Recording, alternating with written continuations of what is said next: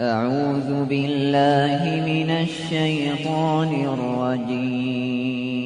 نستعينه ونستغفره ونعوذ بالله من شرور أنفسنا ومن سيئات أعمالنا من يهده الله فلا مضل له ومن يضلل فلا هادي له وأشهد أن لا إله إلا الله وحده لا شريك له وأشهد أن محمدا عبده ورسوله. أما بعد فإن خير الحديث كتاب الله وخير الهدي هدي محمد صلى الله عليه وسلم وشر الأمور محدثاتها وكل محدثة بدعة وكل بدعة ضلالة وكل ضلالة في النار. رب اشرح لي صدري ويسر لي أمري واحلل عقدة من لساني يفقهوا قولي. رب اعوذ بک من همزات الشیاطین واعوذ بک رب ان یحضرون. اعوذ باللہ السمیع العلیم من الشیطان الرجیم. یا ایہا الذین آمنوا لا یسخر قوم من قوم عسى ان یکونوا خیرا منہم ولا نساء من نساء عسى ان یکن خیرا منہن ولا تلمزوا انفسکم ولا تنابزوا بالالقاب بئس الاسم الفسوق بعد الایمان ومن لم يتب فاولئک هم الظالمون.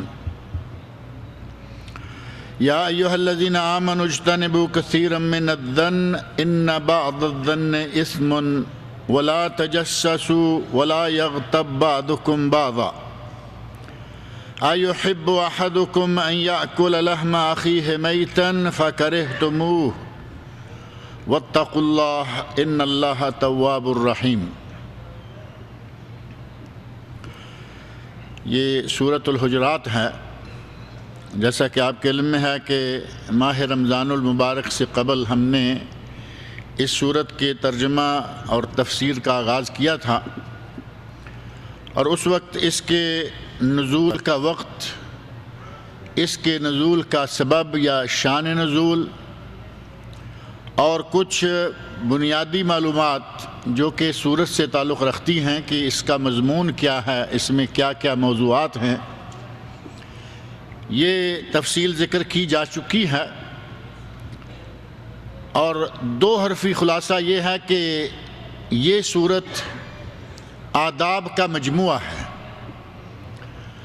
اللہ رب العزت کی ذات گرامی سے متعلقہ آداب کون کون سے ہیں، ان میں سے بعض کا تذکرہ،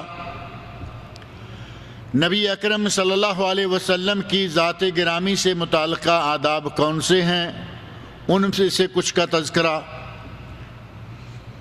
اور اسی طرح بعض وہ آداب، بعض وہ ہدایات اور بعض وہ پابندیاں جو من حیث القوم کسی جماعت کو اختیار کرنی چاہیے، ان کا تذکرہ ہے. اور پھر آداب الہی، آداب نبوی اور جماعتی امور کے آداب کے بعد کچھ ذاتی قسم کے آداب کا تذکرہ شروع کیا ہوا گیا ہے. اور وہ ذاتی آداب یقیناً اگر ان کو اختیار کیا جائے تو معاشرہ خوشگوار ہو سکتا ہے. معاشرے میں آج جو نفرتیں، ایک دوسرے کے خلاف بغض، دلوں میں زہر بھرا ہوا نظر آتا ہے، اگر ان آداب پر ہم عمل کریں، ان کو اختیار کریں تو یقیناً دل پاک صاف اور معاشرہ خوشگوار اور خوبصورت بن سکتا ہے. اور وہ آداب جیسا کہ کلمات سے اندازہ ہوتا ہے، بدزنی، ایک دوسرے کے خلاف بدزنی نہ رکھنا، ایک دوسرے کا مذاق نہ اڑانا، اور اسی پر بس نہیں بلکہ دوسروں کی بلا وجہ جاسوسی کرتے رہنا، ٹوہ میں رہنا کہ اس کا کوئی عیب، اس کی کوئی کمزوری، اس میں کوئی نقص ہو، اس کے گھر سے، اس کی ذات سے کوئی چیز میرے ہاتھ لگے تو میں اسے تشتذبام کروں، اسے لوگوں میں مشہور کروں اور میں اس کو نیچا دکھاؤں، اور غیبتیں کرنا، اس طرح کی اور کچھ اور بھی انتہائی اہم قسم کی ہدایات ہیں جو کہ اللہ رب العزت نے اس سورہ حجرات میں ذکر فرمائی ہیں۔ ان میں سے پہلی آیت نمبر 11 جو کہ میں نے ابھی تلاوت کی ہے، اس میں اللہ رب العزت نے فرمایا ہے یا ایھا الذین آمنوا، اے ایمان والو، مسلمانوں سے خطاب کرتے ہوئے، اہل ایمان سے خطاب کرتے ہوئے اللہ نے فرمایا لا یسخر قوم من قوم، کوئی قوم، کوئی جماعت، کوئی گروہ، حتیٰ کہ کوئی فرد کسی دوسرے کے بارے میں کسی دوسرے کا مذاق نہ اڑائے، مسخرہ پن نہ دکھائے اور اس کی پگڑی نہ اچھالے۔ کوئی قوم دوسری قوم کی، کوئی جماعت دوسری جماعت کی، کوئی فرد کسی دوسرے فرد کا، جماعتی سطح سے لے کر انفرادی سطح تک فرمایا کہ کوئی کسی کا مذاق نہ اڑائے۔ سخریہ، مذاق، استہزاء، ایسے خامخواہ دوسرے کے بارے میں وہ باتیں مشہور کرتے چلے جانا کہ اسے نیچا دکھائیں اور خود اس سے بڑے ثابت۔ اور یہ انسان میں ایک بیماری ہے۔ بعض بیماریاں جو انسان کی فطرتی بیماریاں ہیں، ان میں سے ہی ایک یہ بھی ہے کہ اس کا جی چاہتا ہے کہ میں سب سے بڑا بنوں، کرتوت اور کردار سے قطع نظر۔ کچھ لوگ اپنے کردار کی وجہ سے چھوٹے ہونے کے باوجود بڑے بن جاتے ہیں۔ عمر بڑا بننے کے لیے کوئی معیار نہیں ہے۔ ایک آدمی عمر میں چھوٹا ہو سکتا ہے لیکن اپنی پوری قوم کا سردار اور قوم کا سربراہ عقل کی وجہ سے اور اپنے کردار کی وجہ سے ہو سکتا ہے۔ ہمارے یہاں یہ بات نہیں، بڑا بننا چاہتے ہیں چاہے کردار نہ ہو، کرتوت وہ نہ ہو، اور اس کے لیے ہم نے جو سستا راستہ یا آسان راستہ اختیار کیا ہے وہ یہ ہے کہ دوسروں کا مذاق اڑاؤ، ان کی ہنسی اڑاؤ، استہزاء کرو اور اپنے آپ کو بڑا ثابت کرو۔ اور اس میں آپ سمجھ سکتے ہیں کہ اس میں تکبر کا مادہ بھی پایا جاتا ہے۔ یہ تکبر بھی ہے کہ میں بڑا ہوں۔ اسی احساس، اسی برے جذبہ کے نتیجہ میں آدمی کسی دوسرے کی پکڑی اچھالتا ہے، کسی دوسرے کا مذاق اڑاتا ہے اور کسی دوسرے کے ساتھ سخریہ پن کرتا ہے۔ اور تکبر یہ بھی نہیں ہے کہ آدمی ضرور اپنی زبان سے ہی کہے کہ میں بڑا ہوں۔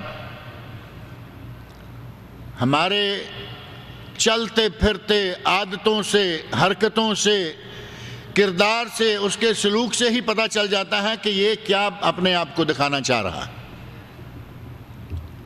نبی اکرم صلی اللہ علیہ وسلم سے پوچھا گیا، آپ نے تکبر کی مذمت بیان فرمائی کہ تکبر اللہ کو ناپسند ہے۔ ایک قدسی حدیث میں نبی اکرم صلی اللہ علیہ وسلم ارشاد فرماتے ہیں کہ اللہ تعالیٰ فرماتا ہے الکبر ردائی،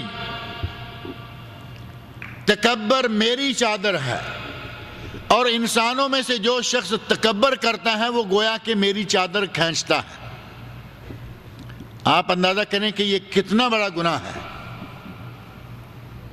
نبی اکرم صلی اللہ علیہ وسلم نے جب تکبر کی مذمت فرمائی تو صحابہ کے دل میں آیا کہ شاید کہیں ایسا تو نہیں کہ ہم اچھا صاف ستھرا لباس پہن کر چلیں، ہمارا جوتا اچھا ہو تو کہیں یہ تکبر تو شمار نہیں ہوتا۔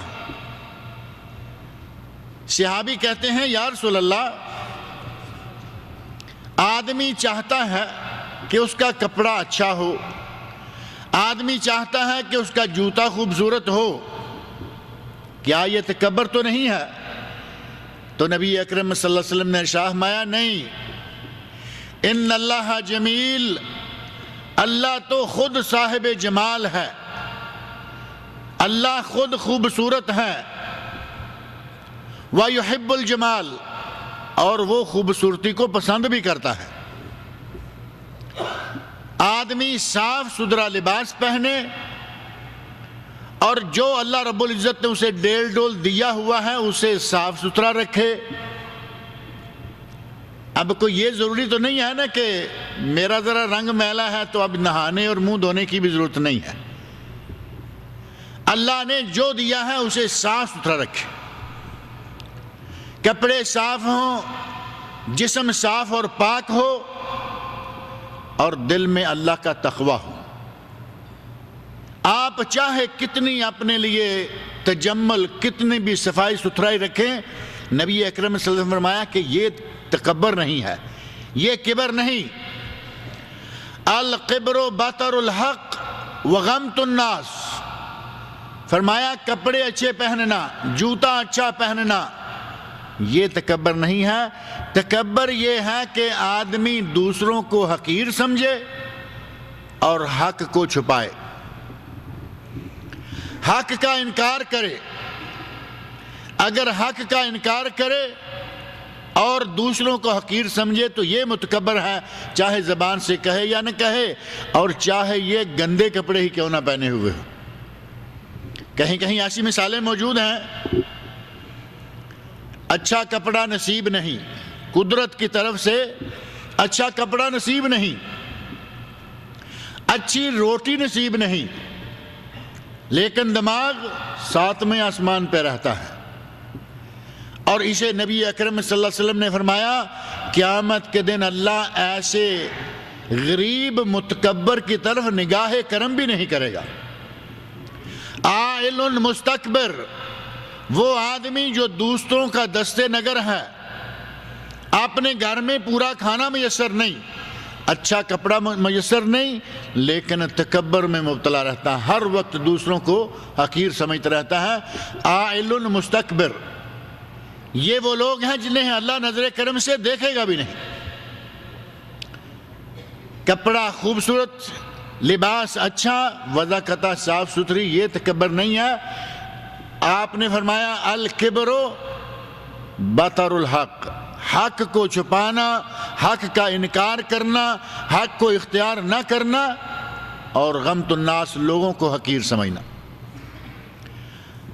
دوسروں کا مذاق اڑانا لوگوں کو حقیر کرنے اور اپنے آپ کو بڑا ثابت کرنے کی ایک کوشش۔ اللہ نے فرمایا لا یسخر قوم من قوم، کسی قوم کو نہیں چاہیے کہ وہ دوسری قوم کا مذاق اڑائے۔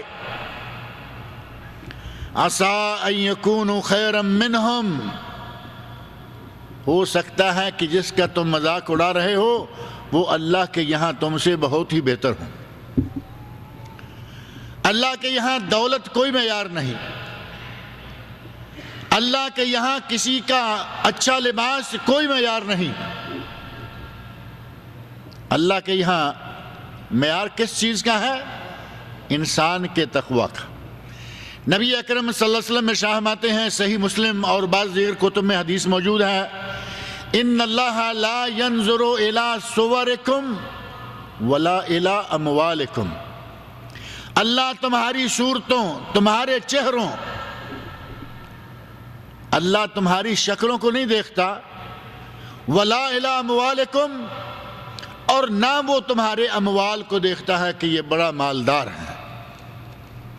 کیا چیز دیکھتا ہے؟ ان اللہ ینظر الی قلوبکم و اعمالکم، اللہ تمہارے دلوں کو دیکھتا ہے کہ ان میں تقوی ہے یا نہیں، اور اللہ تمہارے اعمال کو دیکھتا ہے کہ اچھے ہیں یا برے۔ گویا اللہ رب العزت کے یہاں جو اصل قیمت ہے وہ تقوی کی ہے، اصل قیمت دولت کی نہیں، مال کی نہیں، بلکہ اعمال کی ہے۔ اور اس کی قیمت کا اندازہ تو نبی اکرم صلی اللہ علیہ وسلم کے اس ارشاد سے ہو جاتا ہے۔ مشہور حدیث ہے، آپ فرماتے ہیں کہ بندہ مرتا ہے تو قبر تک 3 چیزیں اس کے ساتھ جاتی ہیں، معروف حدیث۔ آدمی مرے تو 3 چیزیں قبرستان تک گئیں، اس کا مال، اس کے اہل و عیال اور اس کے اعمال، یہ تینوں چیزیں ساتھ گئیں۔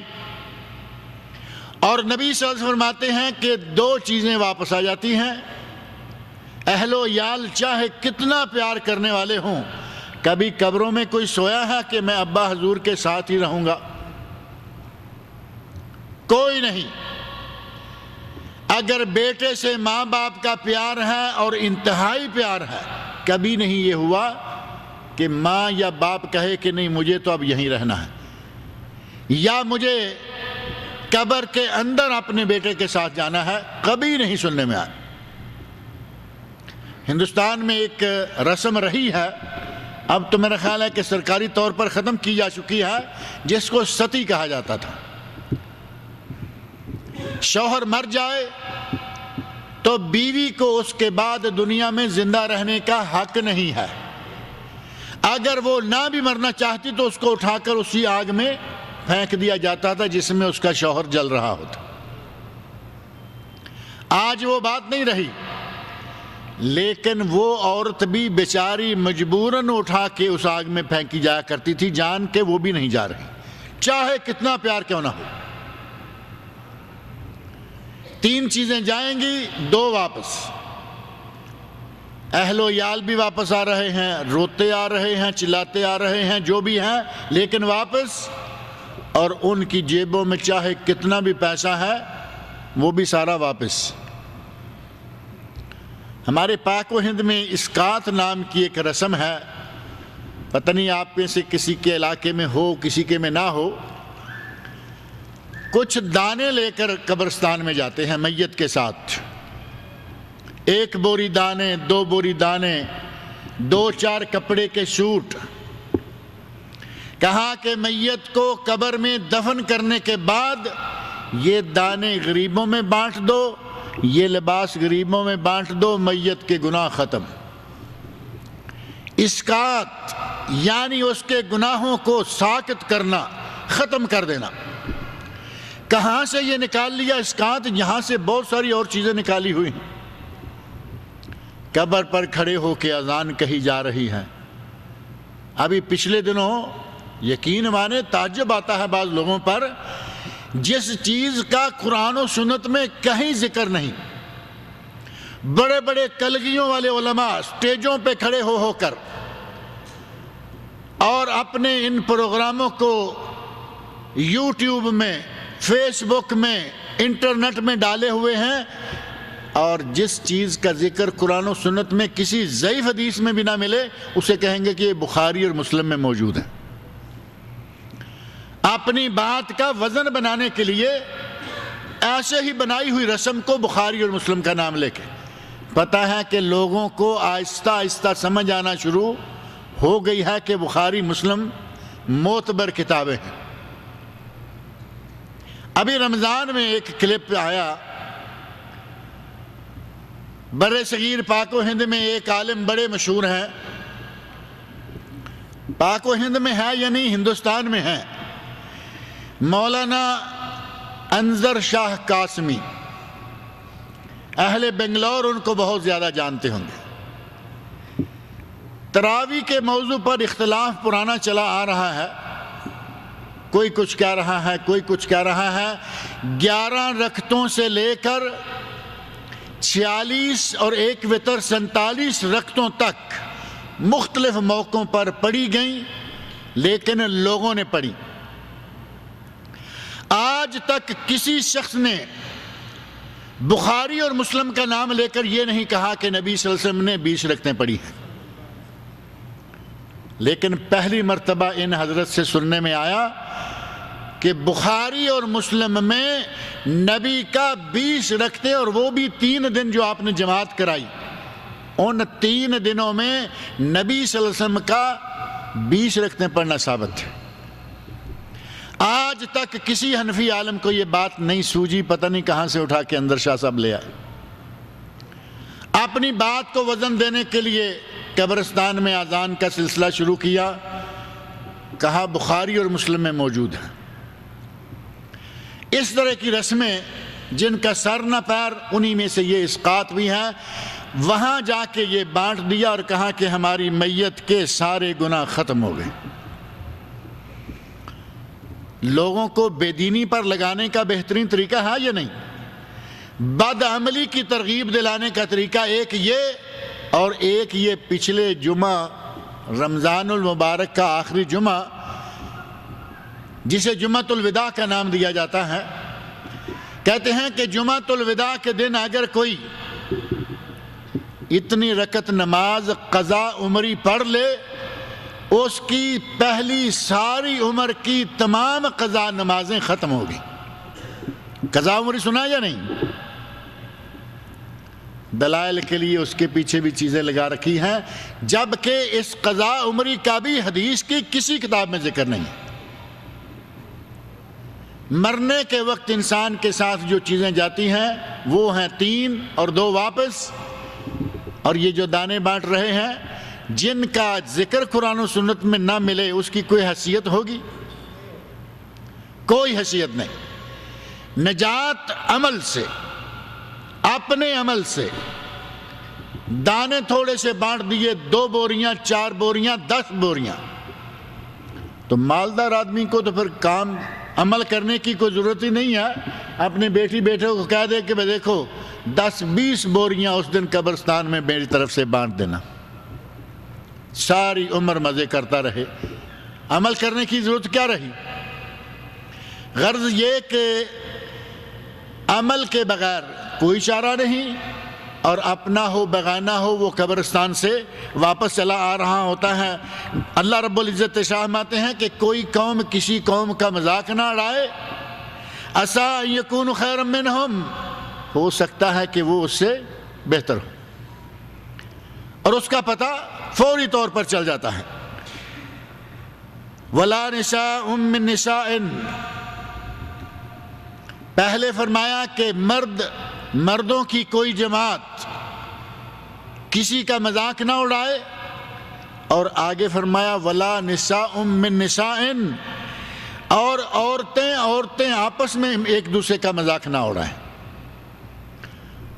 کہا جا سکتا تھا کہ مسلمان ایک دوسرے کا مذاق نہ اڑائیں، اللہ رب العزت نے دونوں کو الگ الگ ذکر کر دیا۔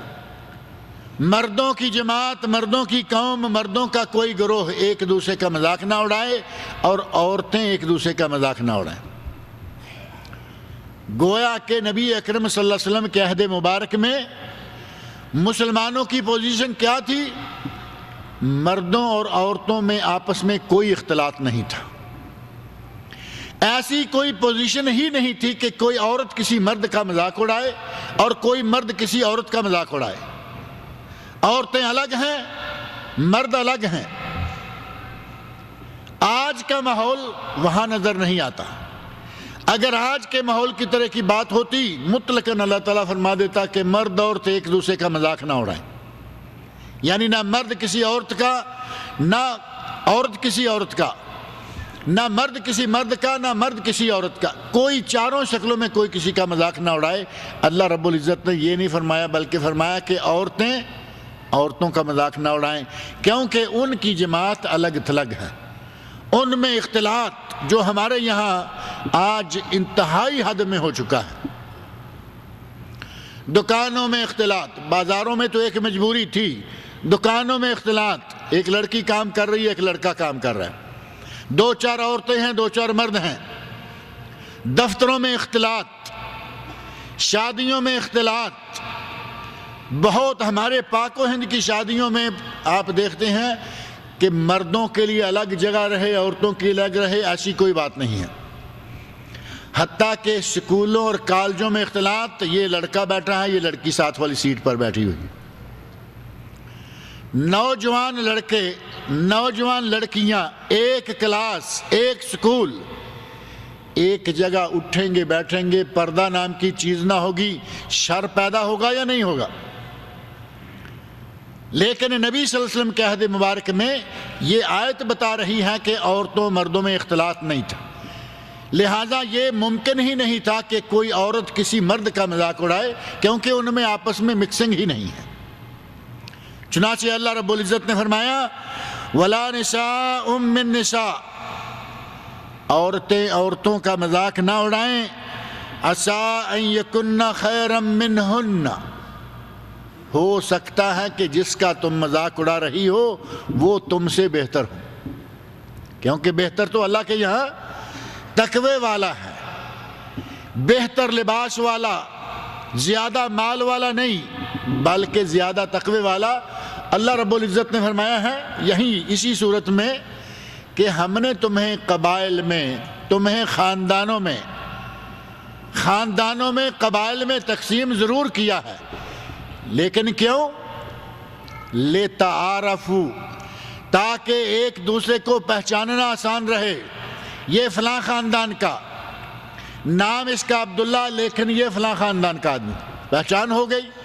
عبداللہ نام کے بہت سے لوگ ہوں گے، خاندان الگ الگ، عبداللہ نام کے بہت سے لوگ ہوں گے، قبیلے الگ الگ، عبداللہ نام کے لوگ بہت سے ہوں گے، باپ الگ الگ۔ فرمایا جعلناکم شعوبا وقبائل لتعارفوا، ہم نے تمہارے قبیلے اور تمہارے خاندان بنائے، اور اس کا سبب صرف یہ تھا کہ تاکہ تم پہچانو، تعارف حاصل ہو۔ اور ساتھ ہی فرما دیا ان اکرمکم عند اللہ اتقاکم، تم میں سے اللہ کے نزدیک سب سے زیادہ عزت والا وہ ہے جو زیادہ تقوی والا ہے، جس کے دل میں اللہ کا تقوی زیادہ ہے۔ اسی کا اشارہ یہاں فرمایا کہ کوئی عورت یا عورتوں کی کوئی جماعت، عورتوں کا کوئی ٹولہ دوسری عورتوں کا مذاق نہ اڑائے، عسیٰ ان یکن خیرا منہن، ہو سکتا ہے کہ وہ ان سے بہتر ہوں۔ وَلَا تَلْمِزُوا أَنفُسَكُمْ، اور آپس میں ایک دوسرے کی عیب چینی نہ کرو، ایک دوسرے کا عیب ٹٹولنا، ایک دوسرے پر عیب لگانا۔ فرمایا کہ یہ نہ کرو۔ حمز اور لمز یہ دو چیزیں ہیں، اہل علم نے ان دونوں کے بارے میں کہا کہ ان کا معنی ایک ہی ہے، بعض نے کہا کہ ان کا معنی ایک نہیں بلکہ یہ قریب قریب لفظ ہیں۔ لیکن حمز اور لمز، اگر کوئی اپنی آنکھ سے انگلی سے اشارہ کرتے ہوئے باتیں کرتا ہے اور کہتا ہے کہ یہ ایسا ہے یہ ویسا ہے، کسی کی عیب چینی کرنے کے لیے دار کہ انگلی کا استعمال، آنکھ سے اشارے کا استعمال، تو یہ حمز ہے۔ اور اگر کوئی زبان سے سیدھا سیدھا فلاں ایسا ہے زبان استعمال کرتا ہے تو یہ لمز ہے۔ اللہ رب العزت نے فرمایا وَلَا تَلْمِزُوا أَنفُسَكُمْ، آپس میں ایک دوسرے کے عیب نہ ٹٹولو، عیب چینی نہ کرو، ایک دوسرے کے پیچھے اس انداز سے نہ لگو۔ اور اسی بات کو اللہ رب العزت نے قرآن کریم کے کئی دیگر مقامات پر بھی ذکر فرمایا ہے، جیسا کہ 30ویں سپارے میں مشہور ہے سورت ہمزہ۔ اللہ رب العزت نے اس سورت کے بالکل آغاز میں ارشاد فرمایا وَيْلٌ لِكُلِّ ہُمَزَةٍ لُمَزَةٍ، ویل ہے، ہلاکت ہے، بربادی ہے، کس کے لیے؟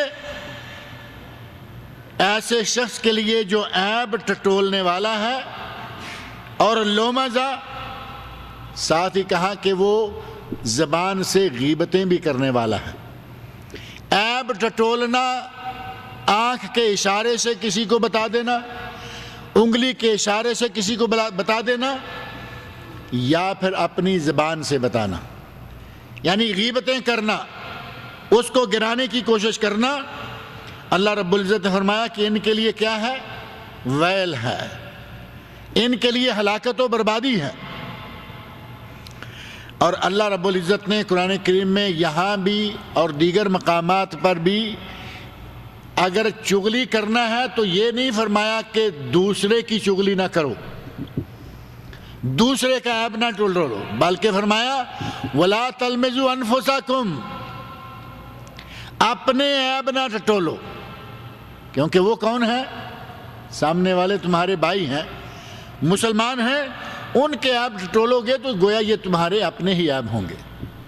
فرمایا وَلَا تَلْمِزُوا أَنفُسَكُمْ، تم آپس میں ایک دوسرے کے عیب نہ ٹٹولو، اس پر عیب نہ لگاؤ۔ اور یہی انداز اللہ رب العزت نے سورۃ النساء آیت نمبر 29 میں فرمایا یا ایھا الذین آمنوا، اے ایمان والو، لا تأکلوا اموالکم بینکم بالباطل، اپنے مالوں کو باطل طریقے سے نہ کھاؤ۔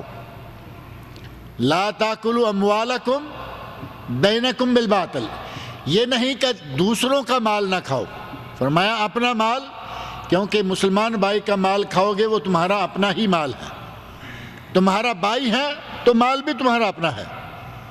لا تأکلوا اموالکم بینکم بالباطل، باطل طریقہ سے اپنا مال نہ کھاؤ،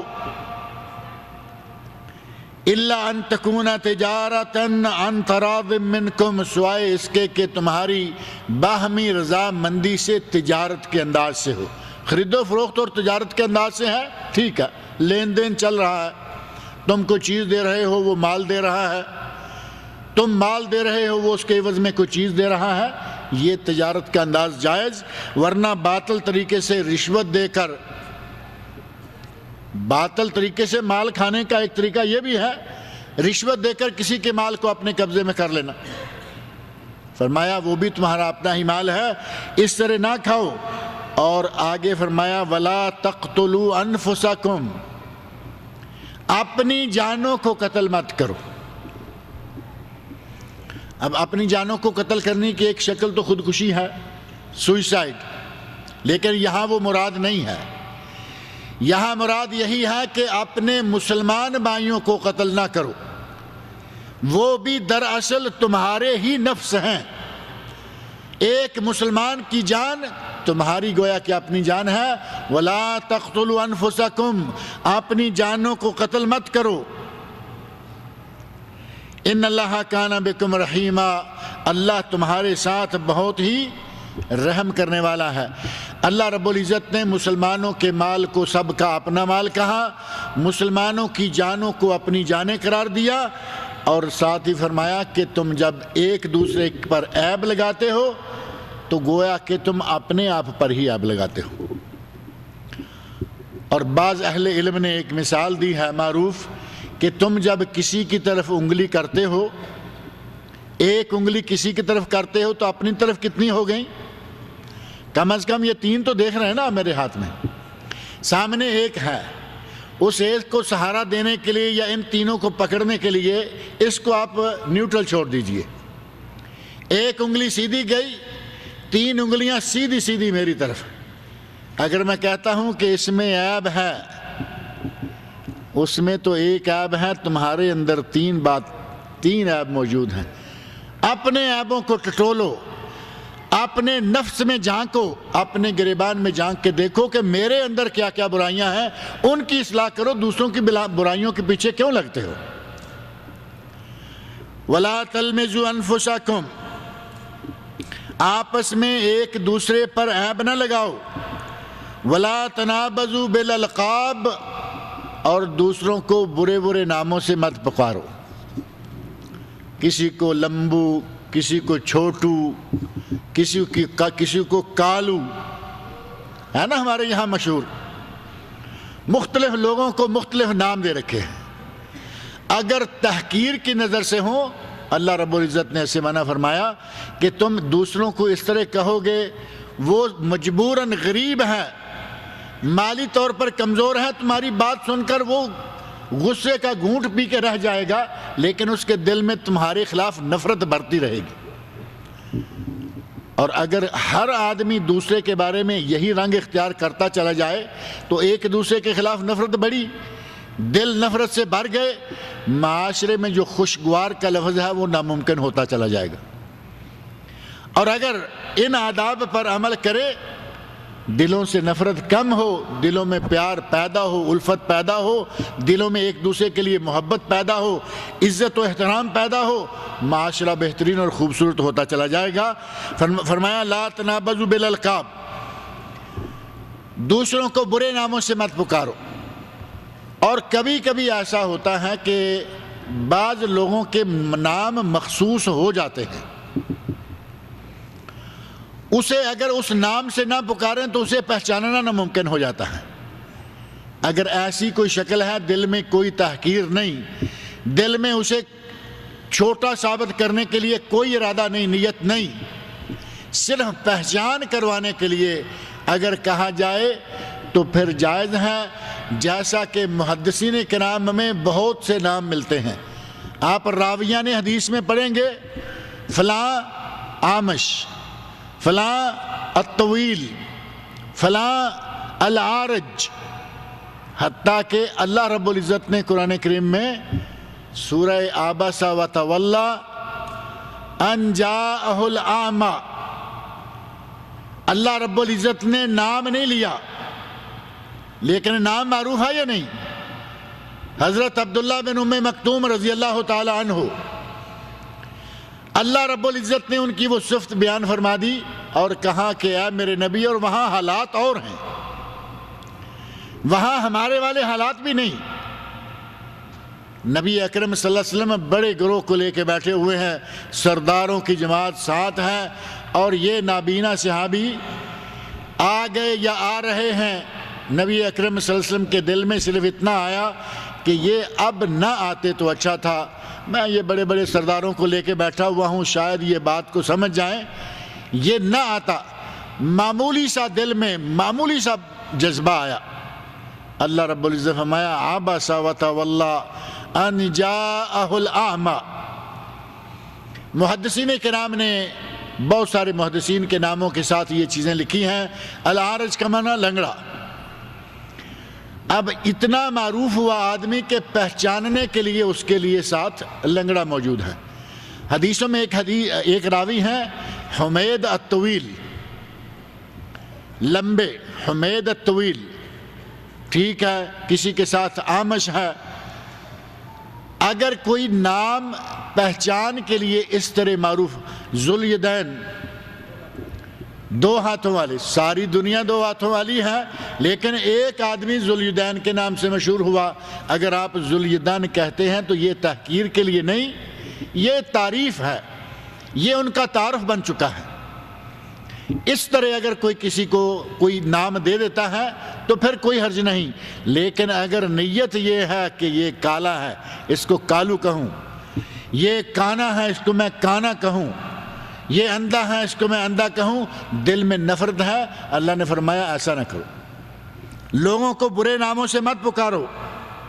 اور ساتھ ہی فرمایا بئس الاسم الفسوق بعد الایمان، ایمان لے آنے کے بعد یہ فسق کا نام، اور فسق کا نام کیوں آئے گا کسی کے ساتھ؟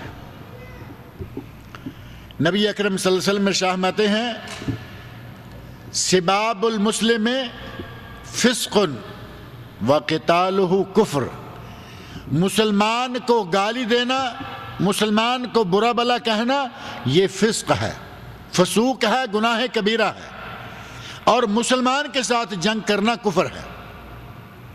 اللہ نے فرمایا کہ مومن ہو جانے کے بعد، مسلمان ہو جانے کے بعد فاسقوں والا کام کرنا یہ بری بات ہے۔ بئس الاسم الفسوق بعد الایمان، ایمان لے آنے کے بعد فسق برا نام ہے۔ تم کسی کا نام بگاڑ کے رکھتے ہو، کسی کو ایسے ناموں سے پکارتے ہو جن سے انہیں نفرت ہے، تو یہ فسق ہے، یہ گناہ ہے، یہ نہیں ہونا چاہیے۔ وَمَن لَّمْ يَتُبْ، فرمایا اگر کچھ ایسے پہلے کرتے رہے ہو توبہ کر لو۔ اللہ رب العزت نے بات کو مکمل کرنے سے پہلے ساتھ ہی ایک راستہ دکھا دیا کہ اگر کبھی پہلے ایسا ہوا ہے جان بوجھ کر تم کسی کو برے ناموں سے پکارتے رہے ہو، توبہ کر لو۔ توبہ کر لو گے تو وہ سارے گناہ اللہ تعالیٰ معاف کر دے گا۔ التائب من الذنب کمن لا ذنب لہ، نبی صلی اللہ علیہ وسلم کا ارشاد ہے کہ جو آدمی کسی گناہ سے توبہ طائب ہو جاتا ہے وہ گناہ سے ایسے ہی پاک ہو جاتا ہے کہ جیسے اس نے وہ گناہ کیا ہی نہیں۔ پہلے کسی کو برا بھلا نام دیا، اب چاہیے تو یہ تھا کہ اس سے معذرت کرے، معافی مانگے، لیکن اپنے وقت میں کہیں ادھر کہیں ادھر برا نام بلاتا رہا، اس کے سامنے یہ جرت نہیں ہوئی لیکن غیبت اس انداز سے کرتا رہا۔ اب سامنے جا کر اس کے معافی مانگنا چاہتا ہے تو ظاہر ہے کہ یہ اس کو نئے سرے سے دکھ دے گا، نئے سرے سے اسے تکلیف پہنچائے گا، بھائی میں تجھے کانا کہتا رہا ہوں، میں تجھے لنگڑا کہتا رہا ہوں، مجھے معاف کر دو، نئے سرے سے زخم کو کریت دیا۔ بعض اہل علم نے کہا ہے کہ یہ بات جا کے اس سے نہ بھی کہے، جہاں جہاں جن جن مجلسوں میں اس کی غیبتیں کرتا رہا ہے، وہ کانا، وہ لنگڑا، وہ بہنگا، وہ ایسا وہ ویسا، ان مجلسوں میں اس کی تعریف کرے، تاکہ جتنا اس کو گرانے کی کوشش کرتا رہا ہے اتنا اس کا مقام واپس آ جائے، تو اس کی وہ توبہ ہوگی۔ لیکن اگر کسی کا مال مار رکھا ہے، مال مارا، چوری کی، مسجد میں بیٹھ گیا، اپنے گھر میں اندھیرے میں بیٹھ گیا اور کہا کہ یا اللہ مجھے معاف کر دے، یا اللہ مجھے معاف کر دے، یہ معافی نہیں ملے گی، کیونکہ پیسے اللہ کے تم نے نہیں چرائے، پیسے بندے کے چرائے ہیں۔ 3 شرطیں توبہ کی معروف ہیں۔ پہلی شرط یہ کہ اس گناہ کو فوراً چھوڑ دے، جس گناہ کو کر رہا ہے فوراً چھوڑ دے کہ آئندہ یہ نہیں ہوگا، فوراً چھوڑ دیا، آئندہ اس گناہ کا ارتکاب نہ کرنے کا عزم کرے، پکا ارادہ کر لے کہ آج کے بعد یہ میں نہیں کروں گا، اور جو کرتا رہا ہے اس پر ندامت کا اظہار کرے، اللہ کے سامنے شرمندہ ہو کہ یا اللہ مجھ سے یہ غلطی ہوتی رہی ہے، ندامت کا اظہار، فوراً برے کام کو چھوڑ دینا، آئندہ نہ کرنے کا پکا عہد کرنا۔ توبہ کی یہ بنیادی 3 شرطیں ہیں، اگر وہ گناہ اللہ اور بندے کے مابین ہے۔ اور اگر بندے اور بندے کے مابین ہے، جیسے میں نے عرض کیا کہ پیسے کسی کے چرائے اور مسجد میں بیٹھ کے معافی اللہ سے مانگ رہا ہے، اللہ کہتا ہے جس کے پیسے چرائے ہیں پہلے جا کے پیسے دے کے آؤ، اس سے معافی مانگو، پھر میں معاف کروں۔ وہی معاملہ یہاں ہے کہ اگر کسی کے بارے میں غلط الفاظ مجلسوں میں استعمال کرتا رہا ہے، انہی مجلسوں میں اس کے بارے میں اچھے الفاظ استعمال کرے، اس کی تعریف کرے، اس کے مقام کو بحال کرے۔ وَمَن لَّمْ يَتُبْ، اور اگر یہ توبہ کی شرطیں پوری کر کے توبہ نہیں کرتا، فَأُولَٰئِكَ هُمُ الظَّالِمُونَ، تو وہ ظالموں میں سے ہیں، وہ ظالم ہیں۔ اللہ رب العزت سے دعا ہے کہ وہ مجھے اور آپ سب لوگوں کو قرآن کریم پڑھنے، سننے، سمجھنے اور اس کے احکام پر عمل کرنے کی توفیق عطا فرمائے۔ اگلی آیت میں نے پڑھی تھی، لیکن اس آیت میں 1 نہیں 2 نہیں کئی بڑی اہم باتیں ہیں، جیسا بدزنی کا کلمہ میں نے شروع میں کہا تھا، تجسس جاسوسی کرنا ہے، اور غیبتیں کرنا ہے، اور اللہ کا تقوی، 4-6 باتیں ہیں۔ اللہ رب العزت نے توفیق دی انشاءاللہ تو اگلے بدھ کو اس آیت کا ترجمہ کریں گے اور تفسیر پڑھیں گے۔ اللہ رب العزت سے دعا ہے کہ وہ مجھے اور آپ سب لوگوں کو قرآن کریم پڑھنے، سننے، سمجھنے اور اس کے احکام پر عمل کرنے کی توفیق عطا فرمائے۔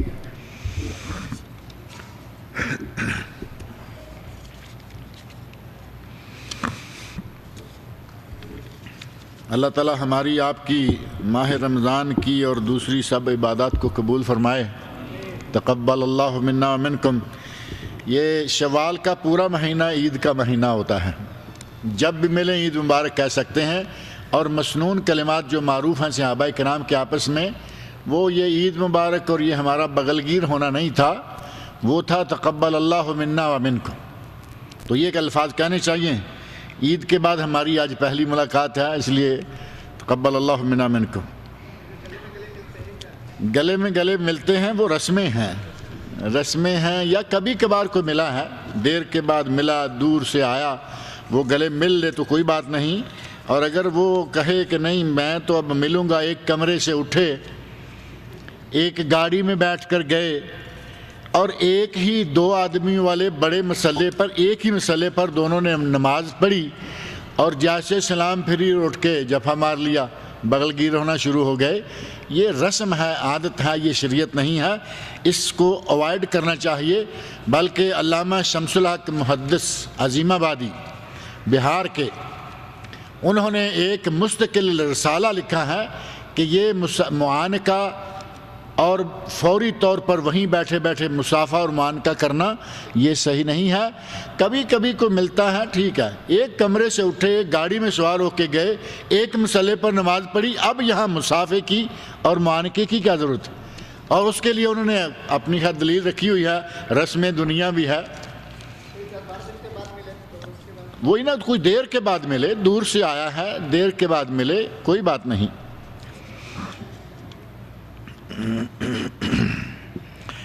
داڑھی اسلام کی مرضی سے ہے یا اپنی مرضی سے یا زوجہ عالیہ کی مرضی سے؟ یعنی اپنی مرضی سے داڑھی رکھنی چاہیے یا اللہ کی مرضی سے رکھنی چاہیے؟ یعنی اسلام کا مطلب یہ کہ اللہ رسول کی خواہش یا طلب کے مطابق یا حکم کے مطابق، یا پھر زوجہ عالیہ کی مرضی سے؟ نہیں، دل میں احترام ہے لیکن غصہ بھی نکال رہے ہیں، بیوی کے ساتھ پیار کا اظہار بھی ہے، اور لفظ استعمال کریں زوجہ عالیہ۔ داڑھی اللہ اور اللہ کے رسول کے لیے، نبی اکرم صلی اللہ علیہ وسلم کا حکم ہے داڑیاں بڑھاؤ، داڑیاں رکھو۔ اور ایسے واقعات سننے میں ملتے رہتے ہیں کہ آپ کہیے داڑھی رکھ لیں اب، تو کئی لوگ باقاعدہ بڑے اچھے انداز سے سنجیدہ ہو کے کہیں گے نہیں، گھر میں بات کریں گے، بیگم سے پوچھیں گے، بھائی دین کا معاملہ ہے، تم دنیا کے معاملوں میں کہیں بیگم سے نہیں پوچھتے، دوسرے معاملات میں کہیں بیگم سے نہیں پوچھتے، یہ سنت رسول ہے، یہ بیگم سے پوچھیں گے۔ بیگمات بیچاریوں کو بلا وجہ بدنام کیے چلے جا رہے ہوتے ہیں کہ شاید وہ رکاوٹ ڈالے گی، اور کہیں ہزار میں سے شاید کوئی ایک عورت ہو جو کہے کہ میں تمہیں داڑھی نہیں رکھنے دوں گی۔ ایسے واقعات کہیں ملے ہیں کہ بیوی نے اعتراض کیا کہ داڑھی نہیں، بلکہ کہیں کہیں تو اس حد تک بھی ملا کہ شوہر نے چاہا کہ میں داڑھی رکھنا چاہتا ہوں، کہا کیوں؟ کہا سنت رسول ہے، تو بیگم کہتی ہے پہلے باقی ساری سنتیں پوری کر لو، آخر میں اس کی باری آئے۔ لیکن یہ بہت کم مثالیں ہیں، بہت کم۔ داڑھی رکھنی چاہیے، سنت رسول ہے، سنت انبیاء ہے، بیوی نہ بھی مانے تو داڑھی رکھنی چاہیے یا نہیں؟ عمرہ عید کے دن زیادہ افضل ہے یا رمضان میں؟ عمرہ رمضان میں زیادہ افضل ہے۔ کئی لوگ تو کہتے ہیں کہ عید کے دن عمرہ کرنا نہیں چاہیے، لیکن نہیں چاہیے والی کوئی بات نہیں۔ رمضان المبارک میں عمرہ حج کے برابر ثواب ہے، ماہ رمضان میں عمرہ حج کے برابر ثواب۔ اور اگر کسی وجہ سے کسی کا رمضان کا عمرہ رہ گیا ہے، تو آپ کے علم میں ہے کہ نبی صلی اللہ علیہ وسلم نے جو 4 عمرے کیے ہیں، آپ نے ساری عمر میں 4 عمرے کیے ہیں، وہ کس مہینے میں آپ نے کیے ہیں؟ ذوالقعدہ میں۔ 4 عمرے چاروں مرتبہ ذوالقعدہ میں کیے ہیں، اور ایسا تو ہو نہیں سکتا کہ ذوالقعدہ میں عمرہ کرنے کا ثواب نہ ہو، کم ہو، اور 4 مرتبہ اللہ اپنے نبی کو ذوالقعدہ میں عمرہ کرائے۔ یقیناً ذوالقعدہ میں عمرہ کرنے کا بھی بہت اجر و ثواب۔ اور ہمارے مولوی فتویٰ ٹھوک دیتے ہیں کہ جس نے ذوالقعدہ میں عمرہ کیا اس پر حج فرض ہو گیا۔ پتہ نہیں کہاں کہاں سے مسائل ڈھونڈ کے ہمارے لوگ مشہور کیے چلے جاتے، اور یہ یہاں اتنا مشہور ہے، ٹیکسی والے فتویٰ دے رہے ہیں، دکانوں والے فتویٰ دے رہے ہیں، ہر آدمی فتویٰ دے رہا ہے نہ اب عید کے بعد نہیں، چھوٹی عید کے بعد جس دن بھی عمرہ کیا حج فرض ہو جائے گا۔ لوگ بیچارے جاتے جاتے رک جاتے ہیں، جبکہ ایسی کوئی بات نہیں ہے۔ اگر ہندوستان میں روزہ رکھنا شروع کیے اور عرب عید کی نماز ادا کی تو ایک روزہ کم ہوا، اس حال میں کیا ایک روزہ رکھنا پڑے گا یا نہیں؟ رکھنا پڑے گا، کیونکہ 28 کا تو عربی مہینہ ہوتا ہی نہیں، آپ کے 28 رہ گئے، اور اگر یہاں 30 ہو گئے ہیں اور آپ کے 29 رہ گئے، یہاں کے لوگوں کے ساتھ سفر میں چھوڑا ہے تب، اور اگر اس وجہ سے کم رہ گیا ہے وہ روزہ ایک پورا رکھ لینا چاہیے۔ اور اس کا الٹ بھی ہے، اس کا الٹ یہ ہے کہ آپ ہندوستان چلے گئے، آپ کے پہلے آج 30 پورے ہو گئے ہیں اور وہاں 30واں آج ہے، تو کیا کریں گے؟ عید منائیں گے یا روزہ رکھیں گے؟ ایک آدمی تو عید نہیں منا سکتا نا، وہاں روزہ رکھنا پڑے گا، چاہے وہ 31واں کیوں نہ ہو۔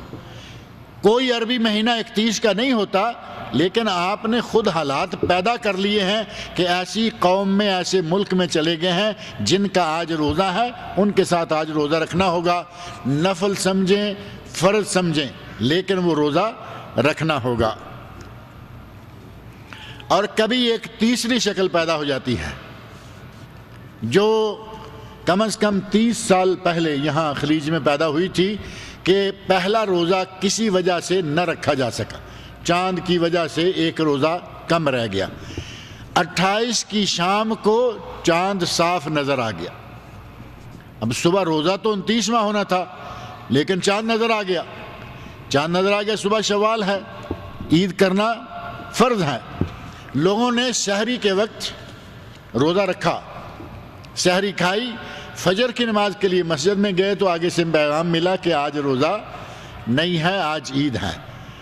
لیکن اس کے فوراً بعد اعلان آ گیا، علامہ ابن باز رحمۃ اللہ علیہ کا فتویٰ پوری خلیج میں، کہ ایک روزہ یہ جو ہمارا شروع سے کم رہ گیا تھا اس کی جگہ پر رمضان کے بعد کوئی بھی ایک دن کا روزہ رکھ لیں۔ ایسی شکل بھی کبھی کبھی پیدا ہو جاتی ہے۔ انڈیا میں بھی عبدالعزیز صاحب کہہ رہے ہیں کہ انڈیا میں بھی کبھی ایک مرتبہ ایسا ہوا۔ نہیں، نیپال اور انڈیا ایک ہی بات ہے۔ وہی جب نیپال میں ہوا ہوگا تو پڑوس میں بہار میں بھی ہوا ہوگا۔ ماہ شوال میں روزہ رکھنے کی کیا فضیلت ہے اور کتنے روزے رکھنے چاہیے؟ ماہ شوال میں روزہ رکھنے کی بہت فضیلت ہے اور کم از کم 6 روزے تو رکھنے چاہیے۔ نبی اکرم صلی اللہ علیہ وسلم ارشاد فرماتے ہیں، من صام رمضان ثم اتبعہ 6 من شوال کان کصیام الدہر، جس نے رمضان کے روزے رکھے اور 6 روزے شوال میں رکھ لیے وہ گویا کہ ہمیشہ کا روزے دار ہے۔ اور ہمیشہ کا روزے دار کیسے ہوگا؟ رمضان کے روزے رکھے پورا مہینہ تو ثواب کتنے مہینوں کا ہوگا؟ 10 مہینوں کا۔ من جاء بالحسنہ فلہ عشر امثالہا، قرآن کریم۔ اور نبی صلی اللہ علیہ وسلم فرماتے ہیں الحسنہ بعشر امثالہا، ایک نیکی کرو 10 ثواب ملیں گے، 10 گنا ثواب ملے گا۔ ایک مہینے کا روزہ رکھا 10 مہینوں کے روزے کا ثواب ملے گا، اور 6 روزے رکھیں گے تو 60 دنوں کا ثواب ملے گا۔ 2 مہینے ہو گئے، 10 پہلے اور 2 یہ، 12 مہینے کا سال ہوتا ہے، پورے سال کے روزوں کا ثواب ہو گیا 6 روزے رکھنے کے ساتھ۔ اور اگر کوئی ہر سال ایسا کر رہا ہے تو گویا کہ وہ ساری عمر کا روزے دار ہے، بہت ہی زیادہ اجر و ثواب ہے یہ 6 روزے رکھنے کا۔ اور پورے شوال میں جب چاہیں رکھیں، نہ ضروری ہے شروع میں، نہ ضروری ہے اکٹھے 6، پیر جمعرات کا، 13، 14، 15 کا، جس طرح بھی رکھنا چاہیں، ایک چھوڑ کے ایک رکھ لیں، 2 چھوڑ کے ایک رکھ لیں، آپ کے 6 بڑی آسانی سے ہو جائیں گے۔ اور اگر کسی وجہ سے شوال میں بھی نہیں رکھے جا سکے تو 10 کا ثواب تو ہمیشہ ہے نا، نیکی کرو 10 گنا ثواب ہمیشہ ہے۔ کوشش کریں جب اللہ تعالیٰ موقع دے لیکن رکھ لیں، تاکہ 6 روزے رکھیں گے 2 مہینے کا ثواب مل جائے گا، آپ کا انشاءاللہ سال پورا ہو جائے گا۔ کسی خاتون نے شاید لکھا ہے کہ میری ایک سہیلی بہت بڑی مصیبت میں ہے، اس کے ایمان اور عزت و آبرو کی حفاظت کی دعا کیجیے۔ اللہ تعالیٰ سے دعا کریں کہ اس خاتون کو جو کسی مصیبت میں مبتلا ہے اللہ اس کی مصیبت کو دور کرے، اور اللہ رب العزت اس کی عزت و آبرو کو محفوظ رکھے۔ اللہ تعالیٰ تمام مسلمان بہو بیٹیوں، بہنوں، ماؤں کی عزتوں کو محفوظ رکھے۔ اور یہ تو ہمارے ظاہر ہے کہ جان پہچان میں لوگوں میں ہیں۔ آپ جانتے ہیں کہ فلسطین میں، غزہ میں اس وقت کیا ہو رہا ہے، سوریہ میں، شام، اتنا مقدس ملک مسلمانوں کے ساتھ وہاں کیا ہو رہا ہے۔ دعا کریں کہ اللہ رب العزت ان مسلمانوں کی مصیبت کو بھی دور کرے، اور اللہ تعالیٰ ان کی عزتوں کو محفوظ رکھے، ان کے شہداء کی شہادت کو اللہ تعالیٰ شہادت قبول فرمائے، ان کے زخمیوں کو اللہ رب العزت شفا عطا فرمائے۔ اللہ تعالیٰ مجھے اور آپ سب لوگوں کو نیک عمل کی توفیق عطا فرمائے۔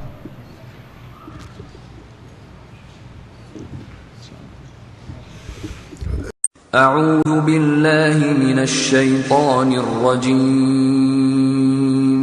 بسم اللہ الرحمن الرحیم،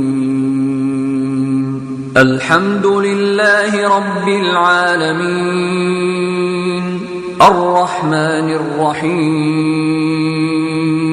مالك يوم الدين إياك نعبد وإياك نستعين اهدنا الصراط المستقيم صراط الذين أنعمت عليهم غير المغضوب عليهم ولا الضالين